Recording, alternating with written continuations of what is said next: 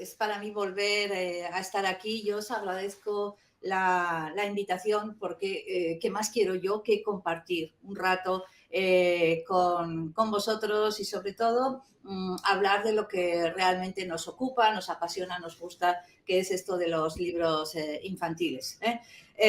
Y si se trata en el marco de los estudios sobre la literatura en América Latina, más aún, porque yo creo que América Latina tiene mucho, mucho que ofrecer. De eso es de lo que yo quiero hablar hoy, por lo tanto os agradezco de verdad la invitación. Como siempre, la Universidad de Alicante para mí es referente en el trabajo de los libros infantiles. Dentro de poco nos veremos todos en Zaragoza y yo estoy deseando de hacerlo. También agradezco, por supuesto, al Centro Benedetti la invitación. Por ese lado, pues, ya digo, para mí es un verdadero honor poder tener un público con el que compartir algunas de las cuestiones que yo ahora mismo que me preocupan. Y desde ahí es desde donde yo voy a hablar, desde lo que en este momento me preocupa. Si me vais a permitir, voy a compartir. No os asustéis por lo que vais a ver en la pantalla. Enseguida lo tapo y me decís si se ve. Me decís si se ve. ¿Se ve Sí, bien? perfecto. Sí, se ve bien. Vale, vale. Pues voy a intentar hacer una exposición, espero que ágil y breve, sobre, ya digo, lo que ahora mismo me ocupa. De tal manera me ocupa que creo que en este momento, y lo digo para el alumnado que estará escuchando, en este momento yo creo que corresponde hablar de nuevos paradigmas de lectura, hablar de un nuevo ecosistema cultural que está imponiendo también un ecosistema nuevo de lectura. La charla la titulé Leer por curiosidad, de libros infantiles no ficcionales en América Latina. Y cuando yo me planteé la preparación de esta charla, de repente dije, bueno, ¿y ahora qué? ¿Qué es lo que me suele ocurrir? Primero pongo el título y luego resulta que tengo que obedecer a él. Y esto siempre ayuda a establecer un proceso de reflexión, ¿no? ¿Qué tenía yo que decir de los libros infantiles no ficcionales en América Latina? ¿Por qué esa ocurrencia? ¿Hay algo diferente? ¿Hay algo que América Latina potencie de otra manera en esto de los libros infantiles no ficcionales? Bueno, pues incorporo un poquito el concepto de marco en investigación, que sí que me interesa que se entienda que generalmente en la universidad, cuando hablamos de proyectos y lo hacemos en el marco de las ciencias sociales, estamos hablando generalmente de constructos teórico-prácticos o más bien desarrollo y del conocimiento desde lo que nos aporta el terreno. En este sentido, yo he liderado dos proyectos, dos I+D. Uno de ellos, el primero, si veis, formar lectores en la sociedad digital, desde el libro de no ficción. Este proyecto venía de una pregunta que puede ser de investigación o simplemente vital. ¿Qué es lo que está ocurriendo ahora mismo en el panorama de la literatura infantil, de los libros infantiles, de la lectura, de la formación de lectores, para que empecemos a sospechar, y esto era el año 2018, para que empecemos a sospechar que el libro de no ficción se está instalando en el mercado con una vitalidad sin precedentes. Esta era la cuestión que nos planteamos y a esto pues, dedicamos 3 años, varios compañeros de, por supuesto, la Universidad de Zaragoza, la Universidad de Cádiz, la Universidad de Granada. ¿Y qué es lo que... ¿A qué resultados llegamos? Pues a confirmar en algunos casos que el libro de no ficción se había instalado efectivamente en el panorama editorial, pero que no solamente lo había hecho por cuestiones que pudieran ser entendidas como sociales, políticas, económicas, no solamente por esa razón, sino que lo había hecho en un marco que venía ya imponiéndose y que realmente obedecía, no era más que uno de los ejemplos de este nuevo ecosistema cultural y, por supuesto, este nuevo ecosistema de lectura.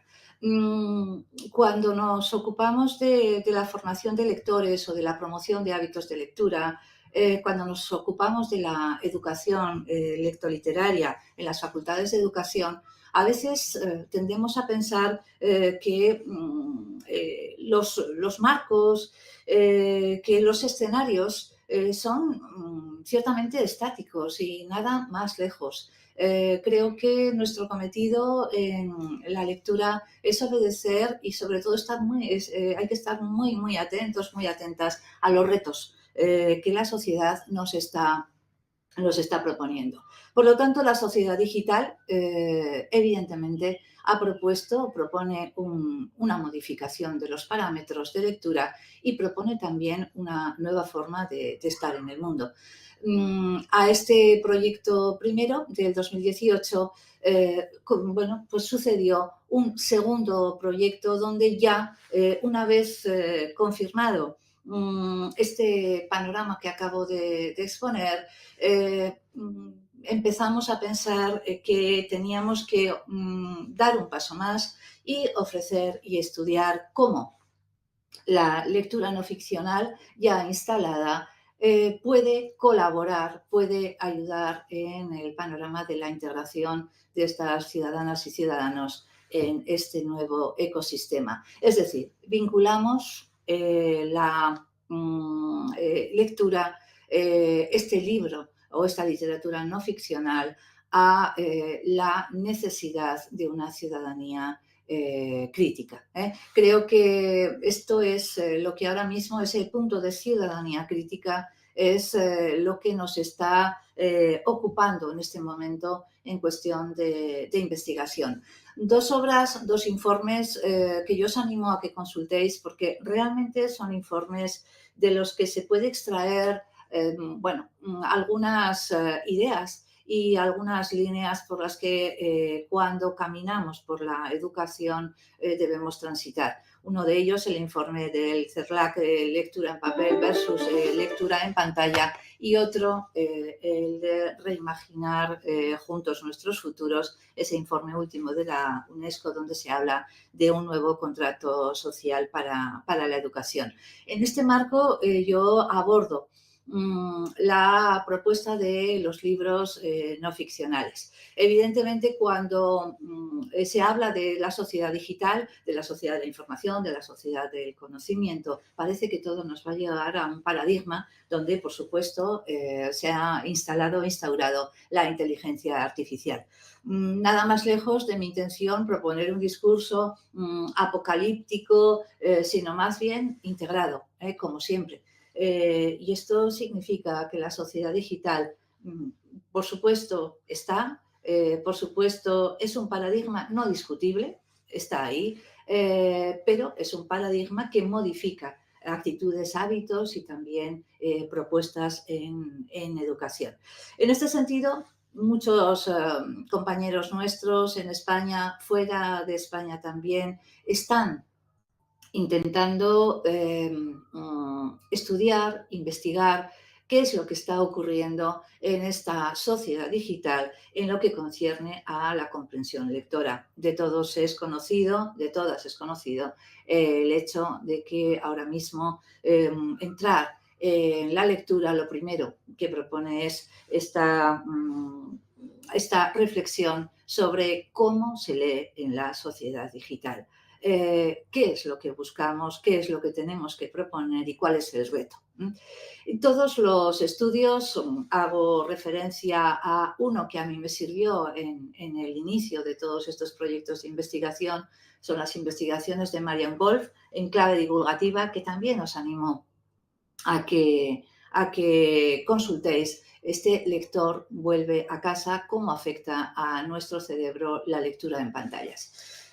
Yo a mis alumnos, a mis alumnas, siempre les digo que sería no demasiado razonable negar que nos estamos construyendo, que el cerebro se está construyendo de otra manera, que ahora mismo nosotros tendemos a pensar que nosotros, profesores, que el alumnado, tiene una falta de atención, que presenta algunos problemas en una atención continuada.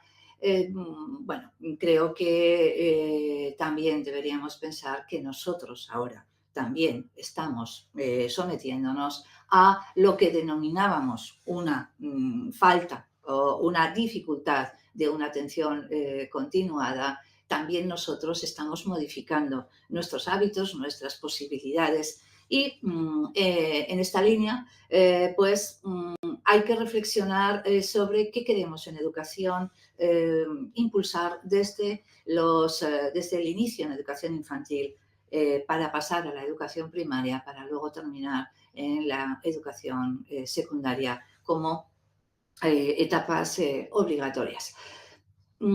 También está ya en todos los foros la cuestión de las pantallas, cómo se integran en las aulas, cómo no se integran, en qué medida hay que erradicarlas. Lo que está claro es que investigaciones como las que os traigo aquí, como las que refiero, y otras que están en este momento en curso, hablan de que la sociedad, mejor dicho, la lectura en el entorno virtual nos aproxima una lectura rápida de barrido, donde empezamos a desarrollar una habilidad muy fiable.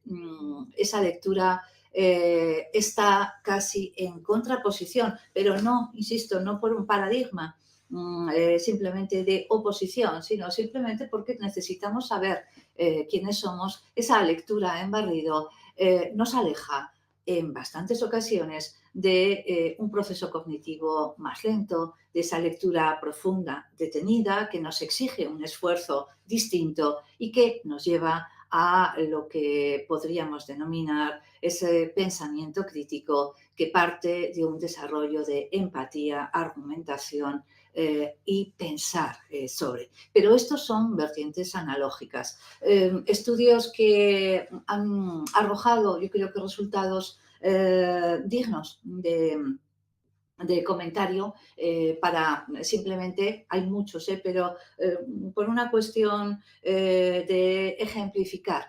Por ejemplo, los compañeros de Dilectura en Valencia mencionan cómo en estudios de tipo cuantitativo combinados con alguna estrategia cualitativa, simplemente dejan bien claro que las personas que aprenden a leer en papel, que aprenden, que tienen un dominio del papel, leen mucho mejor en el entorno digital. Esto significa que quien lee mejor en el entorno digital, porque es ahí a donde tenemos que llegar en materia de comprensión lectora, es porque lee muy bien en papel. Otra de los resultados también de diferentes investigaciones de estas características. Rosa, perdona, creo que se te ha quedado congelada el PowerPoint ahora. No, es que estaba por aquí. Es que tu imagen está congelada, se nos ha congelado tu imagen. ¿Y qué hacemos, Mónica? Alex, que a ver, la técnico, tenemos la imagen congelada, entonces sí que te escuchamos. Vale. Alex, no sé si nos escuchas. Yo sí te escuchamos bien, sí, pero pensamos que la imagen tuya la tenemos, Alex, no sé si nos escuchas. Vale, ¿sí? Le escuchamos bien, ¿verdad? Vale, pues pero el PowerPoint sigue, ¿verdad? A ver, pasa una diapositiva. Vale, ahora sale objetivos, ¿no? Más libros y menos pantallas. ¿Vale? Vale, Sí, perfecto. vale, A ti te vemos un poco congelada, pero bueno, te escuchamos y las diapositivas pasan. vale, No vale. pasa nada. Venga, gracias. Disculpa, Rosa. No os preocupéis. Bueno, pues yo lo que os comentaba, sigo con esto, lo que os comentaba es que, bueno, el entorno analógico nos lleva a esa lectura profunda, que es la que desarrolla y asegura un pensamiento crítico, es decir, un pensamiento más detenido, un pensamiento en profundidad y el entorno digital nos está encaminando hacia las redes sociales, hacia un pensamiento muy rápido, muy poca concentración, pero un poderío que yo creo que es fuera de toda duda en una lectura en barrido y en diagonal. Todo es excesivamente rápido. En educación, claro, esto es importante. Y es importante también entender cómo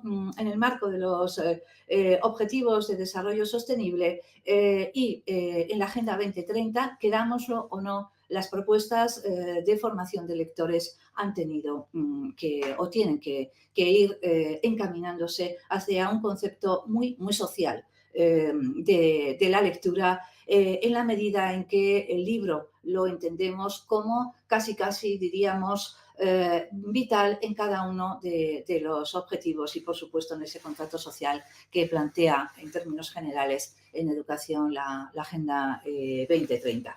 Hago referencia a un libro que podéis leer también, Más libros y menos pantallas, donde ya, que es un libro de este año, que, bueno, fuera de esos cretinos digitales, simplemente llama la atención sobre la necesidad que tenemos como sociedad, como ciudadanía, de consolidar, de potenciar, de fortalecer el libro en su soporte físico para poder luego saltar al concepto de pantalla. Las pantallas están ahí, pero es verdad que en educación debemos pensar en que esto es así. En términos de comprensión lectora, en términos incluso de empatía, se ha mostrado y se ha demostrado, y así lo han confirmado los resultados, que el medio analógico procura una mayor comprensión de todo lo que tocamos frente al medio digital que va, ya digo, excesivamente rápido.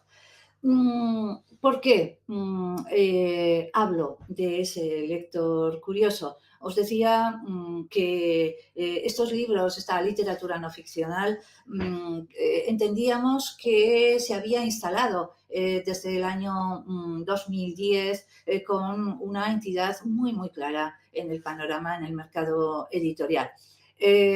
Claro, pensamos que hemos descubierto algo, hemos descubierto casi nada, muy poco, porque ya en el Orbis Pictus, Amos Comenius hablaba de esa proclividad de los niños, de la infancia, a entrar en el mundo del conocimiento con lo que denominábamos dibujos, pinturas. Y él en ese prólogo, en ese prefacio a bueno, pues un manual que él escribe para enseñar latín, que en el fondo se trataba de eso, entiende que hay que llevar o conducir al mundo del conocimiento a través de la contemplación, a través del deleite, a través del disfrute, porque así se aprende mejor, ¿no?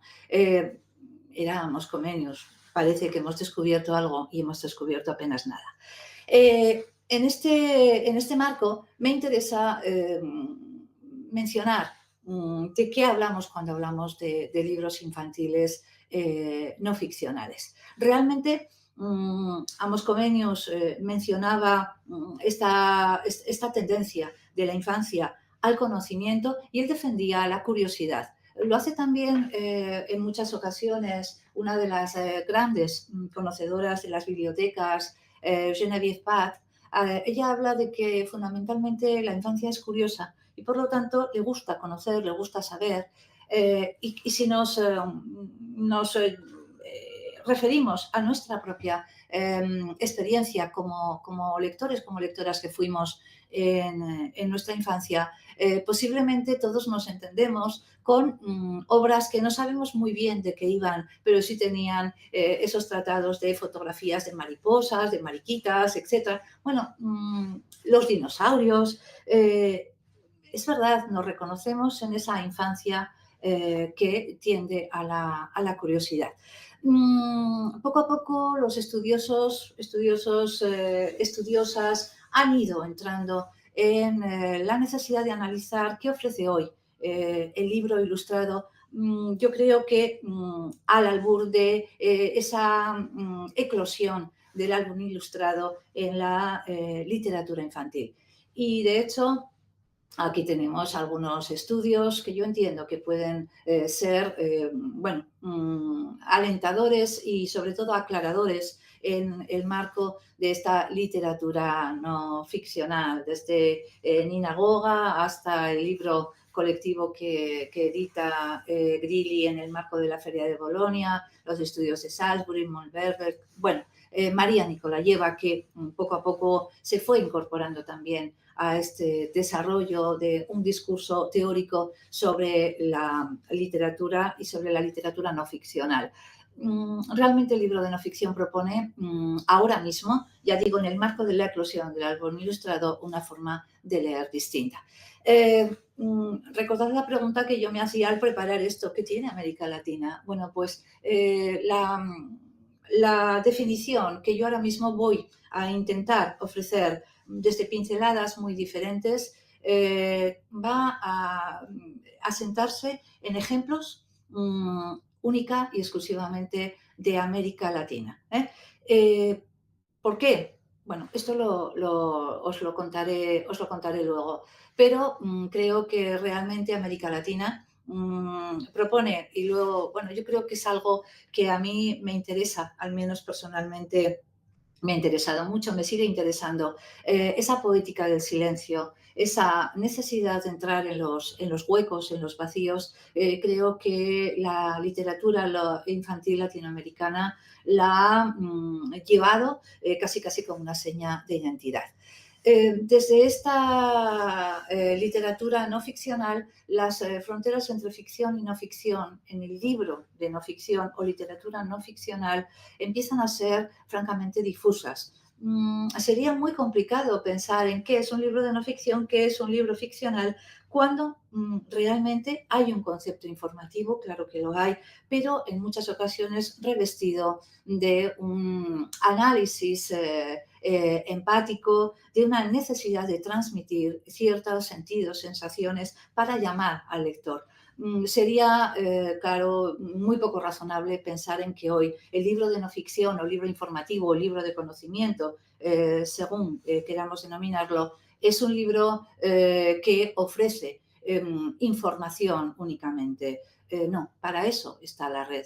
La red nos ofrece todas las posibilidades de acceso y eso evidentemente ha cambiado también nuestra sociedad, nuestro concepto de acceso a la cultura y a la comunicación, pero el libro de no ficción no se puede quedar en las características de los animales, ni se puede quedar en ofrecer una clasificación. Tiene que ofrecer algo más. ¿Qué es lo que ofrece el libro de no ficción? Tenemos aquí Palabras en mi maleta, un libro maravilloso de Samuel Castaño, donde lo que se intenta es hablar de la experiencia de, bueno, la migración, de las sensaciones que puede transmitir y de entrar en el mundo de los protagonistas.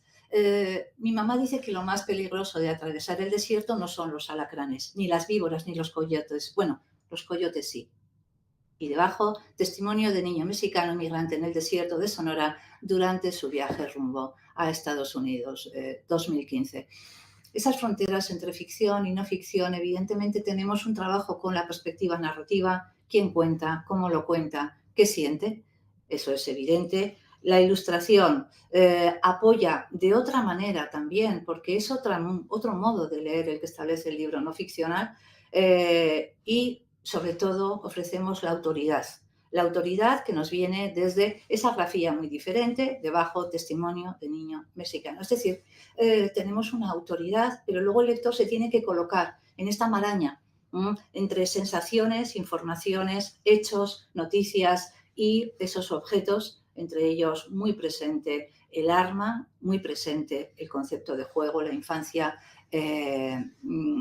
Esta doble página, fijaos, Samuel Castaño, Palabras en mi maleta, es otro modo de contar, evidentemente, pero este tipo de libro, este tipo de lectura interpela directamente al lector. Primero, entra en un concepto más de concienciación, es decir, quiere tocar, quiere optar por esas bofetadas que necesitaba Kafka en los libros y además quiere también proponer un concepto de información que nos lleva a una curiosidad que luego el lector puede alimentar en otros entornos, como por ejemplo en el entorno virtual. De la misma manera, como os decía, el libro no ficcional se aleja del tono enciclopédico, de aquellas enciclopedias que vosotros no conocéis, pero algunos de los que aquí estamos sí, donde estaba todo, o creíamos que estaba todo. No tiene ya mayor sentido. Por lo tanto, nos vamos a una concepción muy diferente de la información y integramos también las teorías que han sido también de una forma, inherente a la educación, santo y seña de muchas propuestas. Se aprende mejor cuando se siente. Es necesario que el niño entre, que la niña entre en ese concepto físico de experimentar. Se aprende mejor cuanto más se disfruta, se adentra uno en el conocimiento de mucha mejor manera. Es necesario experimentar materialmente. Como decía Graciela Montes, arte e infancia son un buen binomio para hacer progresar el conocimiento. Desde ahí, las informaciones que se ofrecen en el libro de la literatura no ficcional son informaciones sesgadas. Eso es así.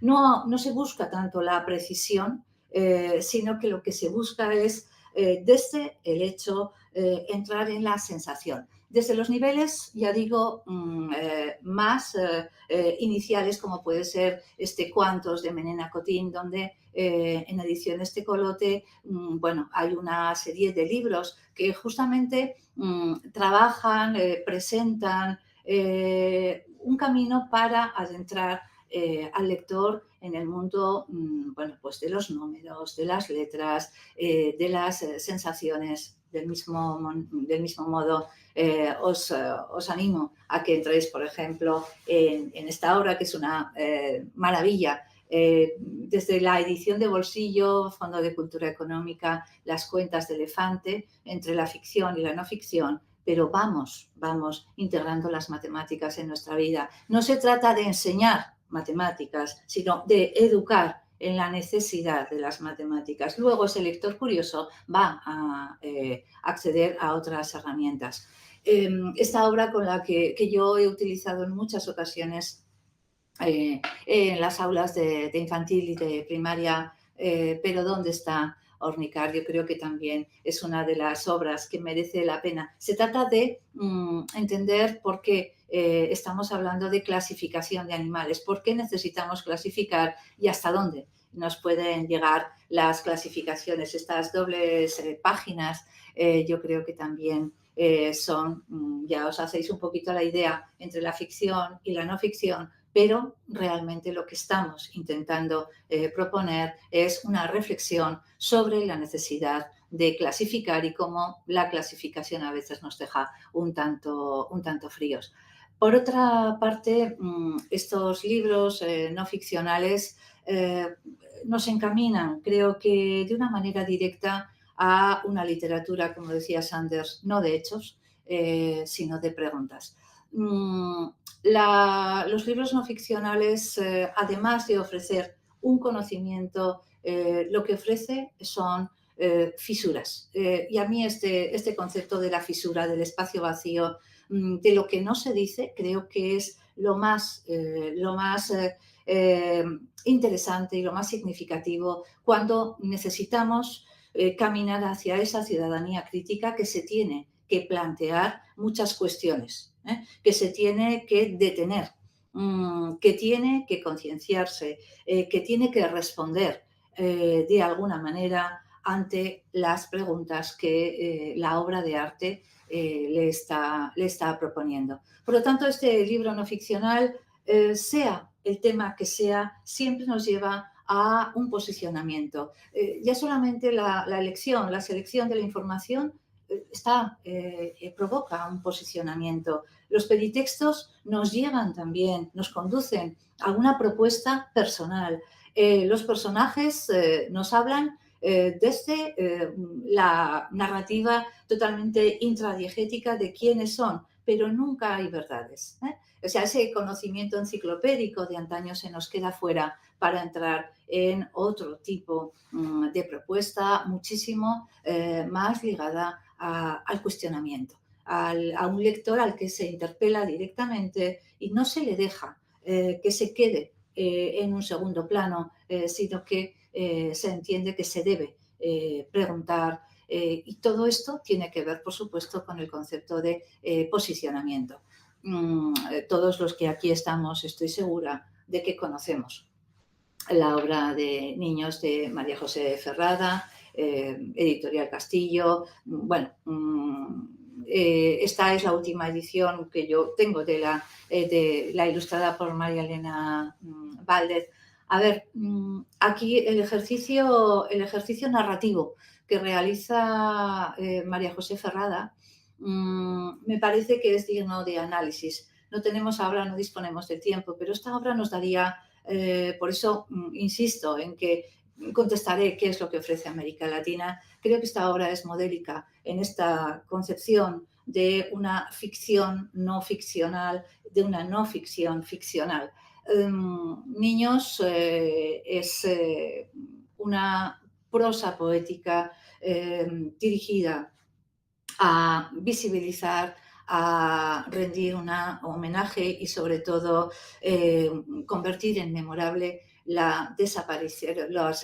los niños desaparecidos, las sensaciones que pudieron, ¿no? Lo que se truncó en un momento dado. La voz poética de María José Ferrada en Alejandra, por primera vez la verá llegar, su madre la hace dormir, con una canción en la que cuenta que vendrán las flores, una canción de cuna que dice que vendrán los pájaros y que el sol será un pequeño abrigo.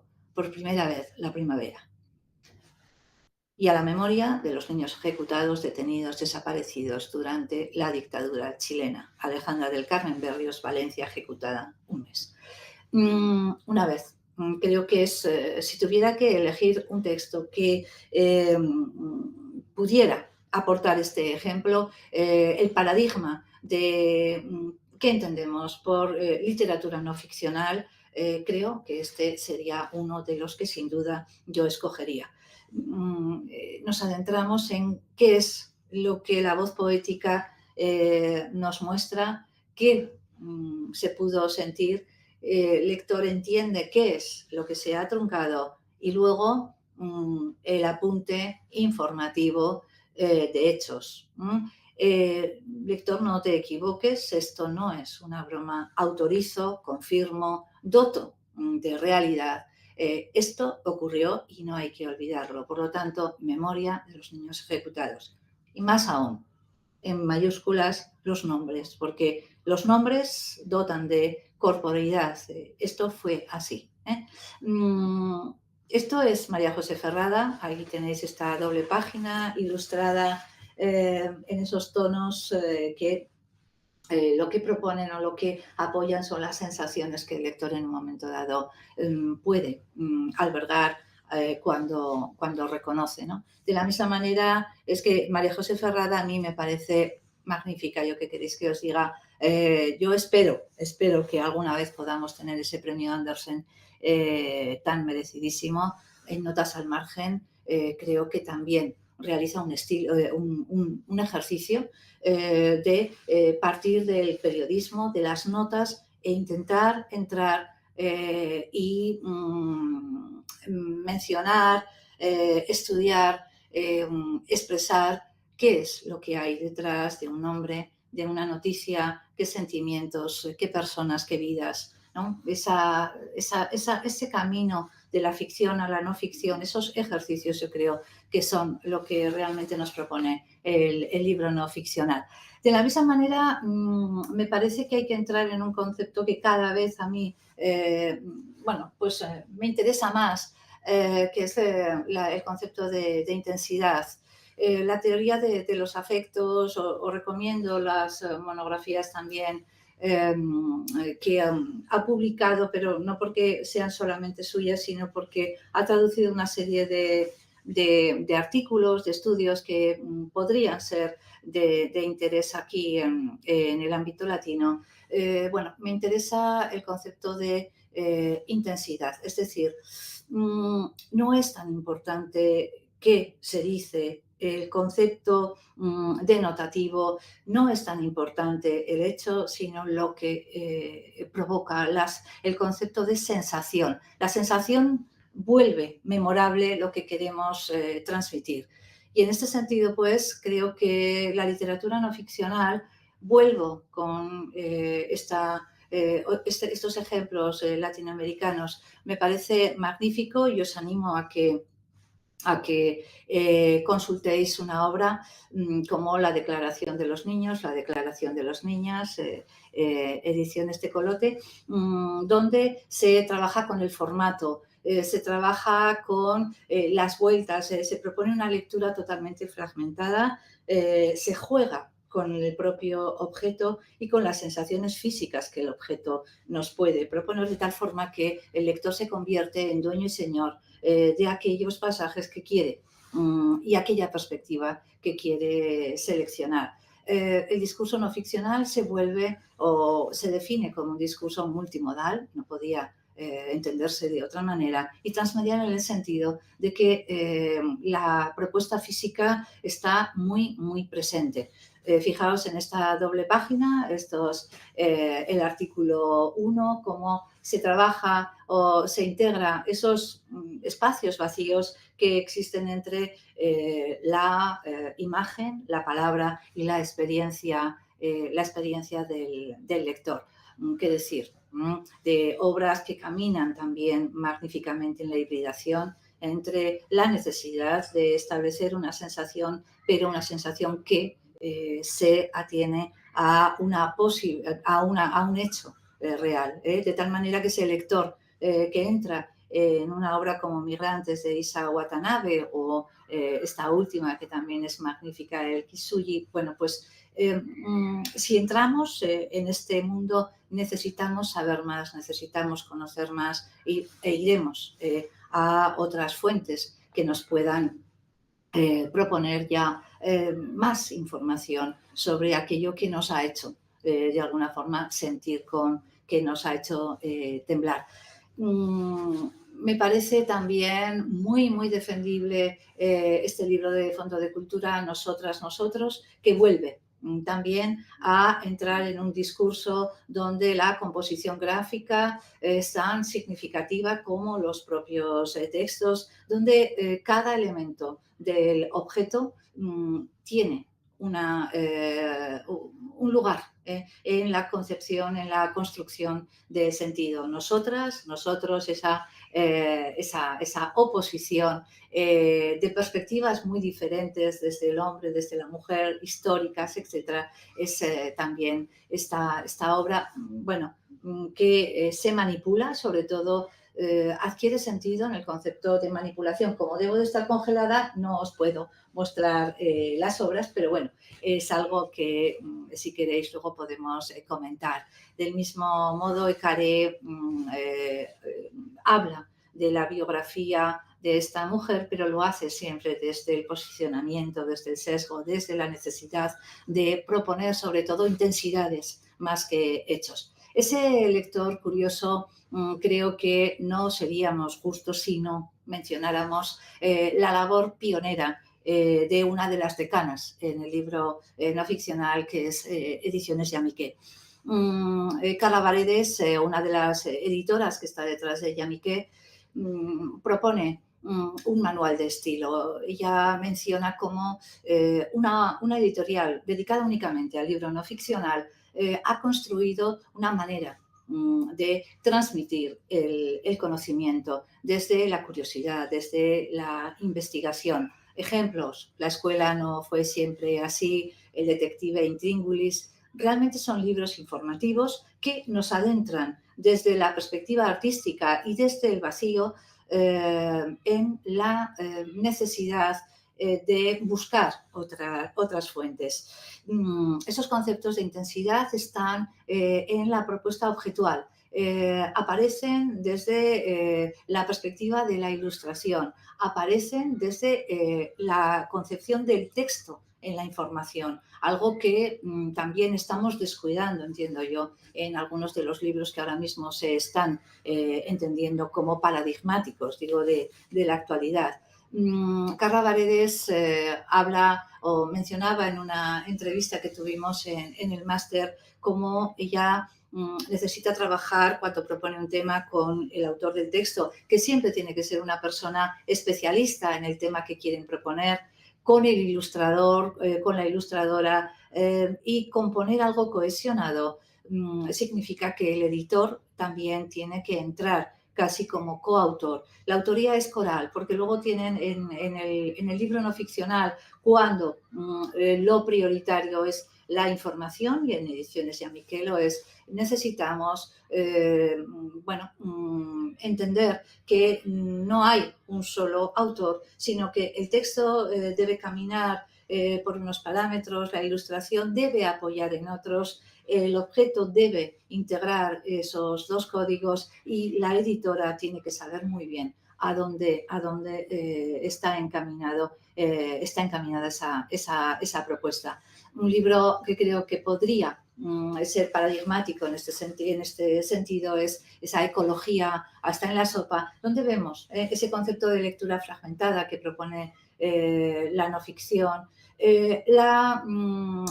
Hay momentos en los que pensamos, y yo creo que esto es así, que el libro no ficcional o que la literatura no ficcional para niños casi diríamos parte de la propuesta gráfica para luego integrar el texto. No es el texto el primero, sino que generalmente es la concepción más intensitaria, si existiera el nombre, que creo que no existe, pero podríamos entender que esta lectura tiene un componente, ya digo, más de intensidad, más de crear curiosidad que de ofrecer la información. Evidentemente es un libro informativo, pero no podríamos decir que se trata de una cuestión enciclopédica, ni que esto queda aquí, sino que es la necesidad de crear, de crear curiosidad, de crear asombro, de entender, pues como decía Rachel Carson, que desde la contemplación podemos caminar hacia otros elementos. Otra de las obras, autores que me parece también que podría ayudarnos a idear este concepto, a definir el concepto de literatura no ficcional, supongamos Ibar Dacol. Pues ya veis ahí una maestra rana que propone a sus alumnos ranitas y ranitos reflexionar sobre qué pasaría si si propusiera a sus alumnos y alumnas como un ejercicio el ir a cazar humanos, meterlos en sus botes y luego diseccionarlos, ¿no?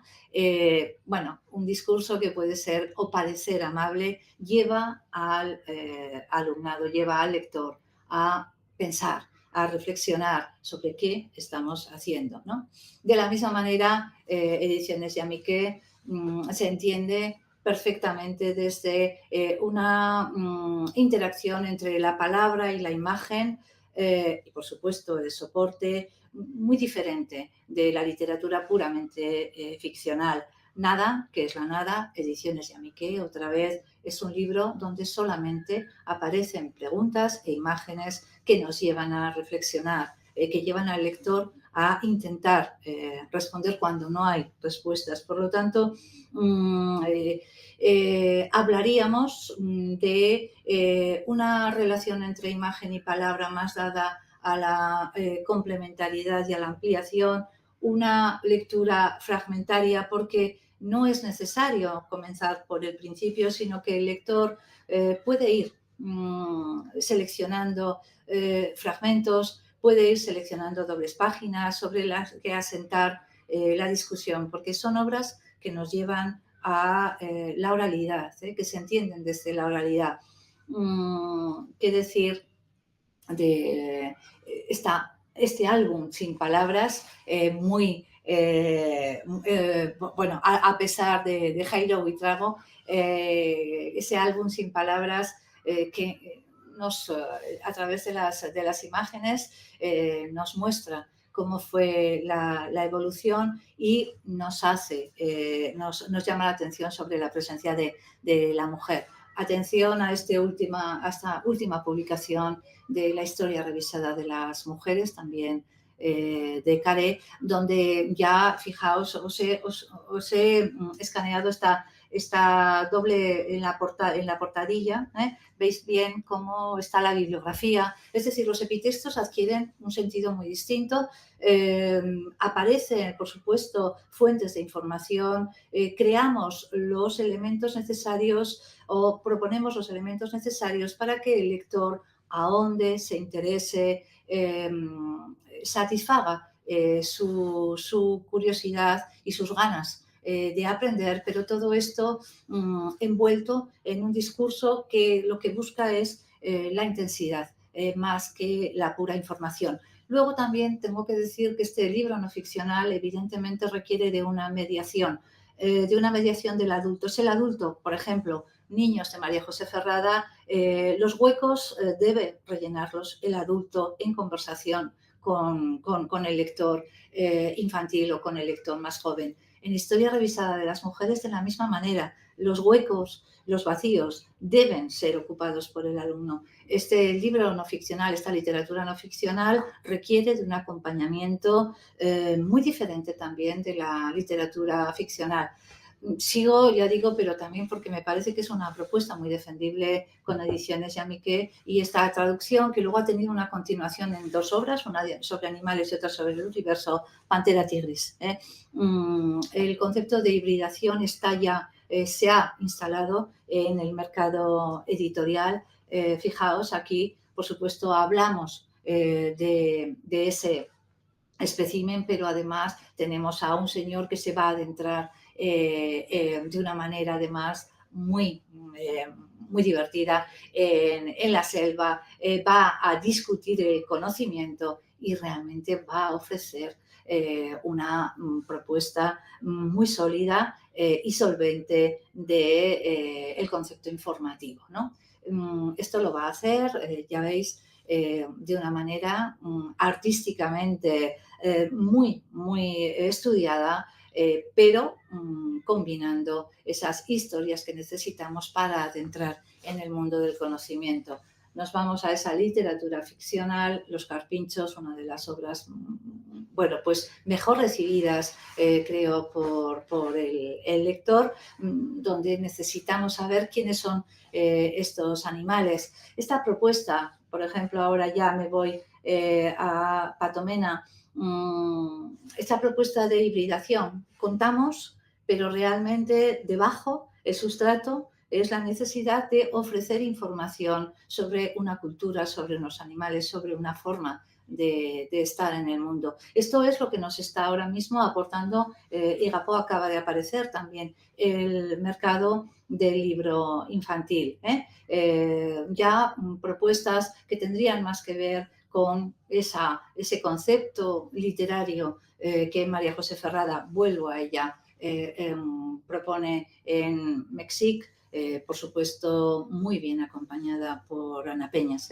Entonces, esta idea está ahí. Termino ya. Estamos en un nuevo ecosistema cultural, estamos en un nuevo ecosistema de lectura. El panorama del libro infantil realmente se ha modificado. Tendríamos que pensar en cuáles han sido las razones, pero posiblemente una de ellas sea el olvido en el que habíamos sumido una propuesta que es educativa, porque hay que decirlo así, de los libros infantiles, pero que por su parte del arte como, como el eje fundamental.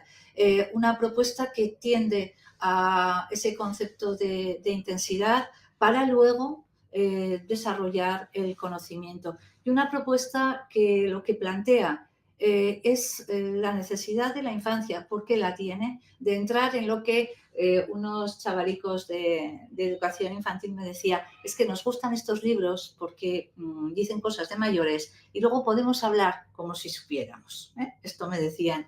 Y es verdad, son libros que nos llevan a esa conversación, a la necesidad de asentar nuestra identidad como individuos, a expresar nuestras opiniones, y en este sentido pues creo que son obras que han hecho avanzar, tal como están planteadas, una concepción del libro infantil que quizá estaba un tanto anquilosada en la necesidad ficcional del álbum ilustrado, que ha aprovechado los componentes del álbum, desde la imagen, etcétera, para apoyar el concepto de transmisión del conocimiento y, sobre todo, para apoyar algo que nos está haciendo falta. El concepto de ciudadanía crítica, de lector crítico, de lector que se adentra en un mundo muy físico para proponer una entrada en los discursos desde las sensaciones del cuerpo, porque solo así se entiende ese compromiso que luego podemos devolver en aras de una acción social, de una sostenibilidad. Un artículo de Marcià de 2023 y otro de 2024 hablaba, creo que desde la perspectiva más italiana, pero sobre todo recogiendo la idea que no podemos soslayar. Es Estados Unidos quien ha marcado desde los estándares la obligatoriedad, que en España y en Latinoamérica no la tenemos, de la presencia de estos libros no ficcionales en la educación, quien ha marcado un poco el devenir de esta línea de creación. Pero el hecho es que necesitamos un mayor compromiso social, necesitamos fortalecer esos vínculos entre la lectura, el libro infantil y el entorno. Un entorno no únicamente natural, no hemos hablado de medio ambiente ni de plásticos, simplemente de un compromiso con nuestro alrededor y un compromiso con una sociedad más justa, con una sociedad más equilibrada, algo que nos lleva a esa Agenda 2030.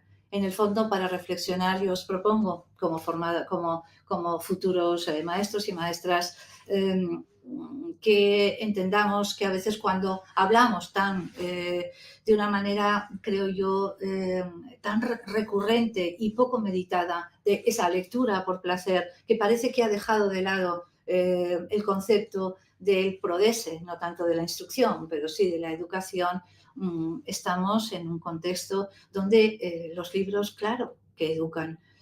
¿Cómo no hacerlo? No es nada que sea un demérito. El demérito es explicitar, no dejar esos huecos, esos espacios vacíos para que el lector se coloque y construya con la propuesta. Es ahí donde tenemos que incidir, pero ese prodese, ese delectar, ese movere, esas luchas entre la retórica y la oratoria están aquí y no debemos olvidarlas. Leemos por placer, el placer se educa, como todo. No podemos disfrutar de aquello que no nos han enseñado. Por lo tanto, no hay por qué desechar una obra, y esa literatura no ficcional de la que yo he hablado tiene que ver con la educación, con la concienciación, con la necesidad que tienen los autores, las autoras de proponer ciertos asideros para defender una sociedad en la que creen, una ciudadanía que entienden que debe modificar sus planteamientos. Por supuesto, esto es cuestión también de textos, de contextos, y no tenemos que olvidar esa complejidad en la que nos movemos cuando hablamos de libros infantiles. Modelos adultos, esa teoría del poder que está ahí, modelos que pueden ser discutibles, todo eso, esa tensión que el libro infantil entre dos modelos, entre adulto e infancia, esa tensión en la que se mueve tiene que ver con la concienciación, con el posicionamiento, con la ideología. ¿Por qué no decirlo? Es así. En ese sentido, pues, creo que son conceptos sobre los que debemos reflexionar. A la pregunta, ¿por qué literatura no ficcional América Latina? A mí me parece que América Latina, con esa poética del silencio, ese dominio o esa marca que yo entiendo cultural de los espacios vacíos, por razones en muchos casos históricas, por otras sociales, por otras políticas, por otras económicas, ese espacio vacío y esa necesidad y esa fe en que la lectura puede transformar una sociedad, creo que ese concepto de Sanders de fisura ha sabido concretarlo mejor que muchos otros contextos, muchos otros terrenos, ¿no? Creo que hay obras como las que yo he mencionado que son modélicas, que son primeras. Luego, por supuesto, me he referido a otras que son últimas, pero creo que ese dominio del silencio, esa poética que para mí es inherente al estar en el mundo del discurso literario latinoamericano en la infancia, creo que eso es algo que está muy presente y que podríamos definir incluso como seña de identidad de la literatura no ficcional, del libro no ficcional. Creo que es ahí donde hay que incidir cuando nos comunicamos en este contexto. A la pregunta que yo me hacía, ¿y ahora qué digo yo sobre América Latina y el libro no ficcional? Lo que digo que en el principio era esto. Esto yo creo que es, en el principio estaba una autora como María José Ferrada, en el principio estaban esas palabras en la maleta, en el principio estaba Carla Varedes con ese proyecto insisto, muy defendible de Ediciones Yamiqué.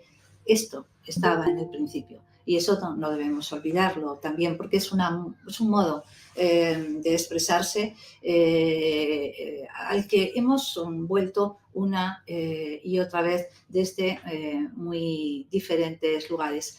Nuevos paradigmas de lectura que están, por supuesto, ya el Banco del Libro hablaba de una mención en información en letra pequeña, las propuestas provocadoras, todo esto tiene que ver con un nuevo concepto de una literatura no ficcional híbrida que se dedica a esa curiosidad, al desarrollo de la curiosidad en el lector, simplemente parte de ella y que tiende a sentar las bases de una ciudadanía crítica.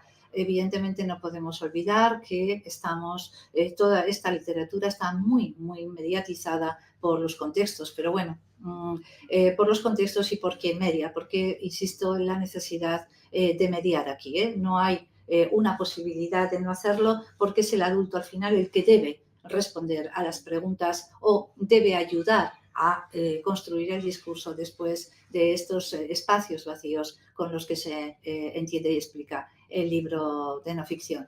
Desde ese contrato social que estos libros proponen y de esta necesidad de, como decía Audrey Azoulay, la directora de la UNESCO, de reparar las injusticias del pasado y de transformar el futuro, es desde donde hoy os he hablado en este contexto de formación de lectores y de agentes que vais a ser fundamentales en la transformación de la ciudadanía desde la propuesta educativa. Sin más, muchísimas gracias. Creo que me he extendido un poquito.